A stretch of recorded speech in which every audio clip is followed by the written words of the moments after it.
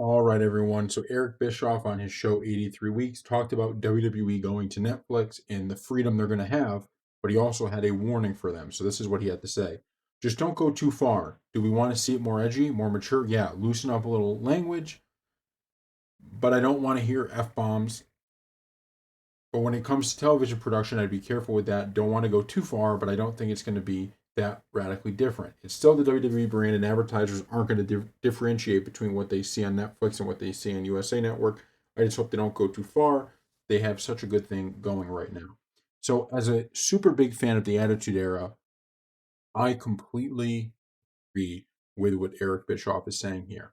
Because I think sometimes, people look back to the Attitude Era and they say, it was so edgy, this is what made it great.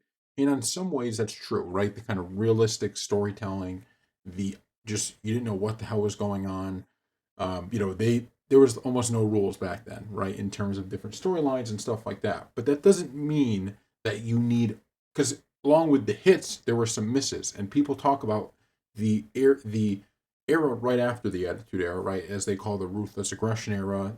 Everybody kind of liked that. But towards the end of that, okay, right before it hit to the G rating, or PG, I should say, right before that, so the kind of in between period, what you saw was the exact thing Eric Bischoff is warning about, which is kind of just like being vulgar or being, you know, edgy for just the sake of it, right? Not really, we're going to be edgy because this is good television and this is like something that people, our fans, are going to want to see, right? They were just kind of doing things to see, let's see if this gets a reaction. Is this kind of gross? Is this kind of edgy? We'll do it.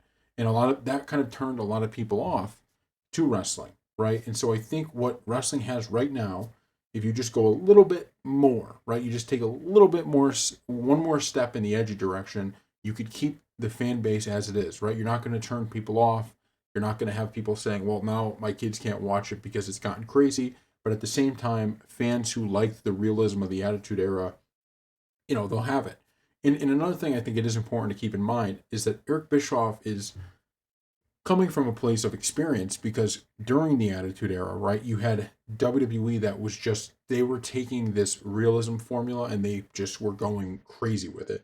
Whereas WCW was a little more of a like crazy storylines going on all the time, right? They had realistic storylines, but they weren't to the level of WWE. So I think a happy medium between those two is the perfect direction for WWE. And I think the company, and another thing, as Eric Bischoff, I think, understands, I think he's saying it, but he gets this. WWE is now an even bigger corporation than they were, just a few years ago. The idea that they're going to be that edgy ever again, I think, is out of the question just based off the fact that they're looking to have maximum market share, maximum exposure. They're not looking to kind of have a smaller audience of hardcore fans. So thank you all for watching, and we will see you next time.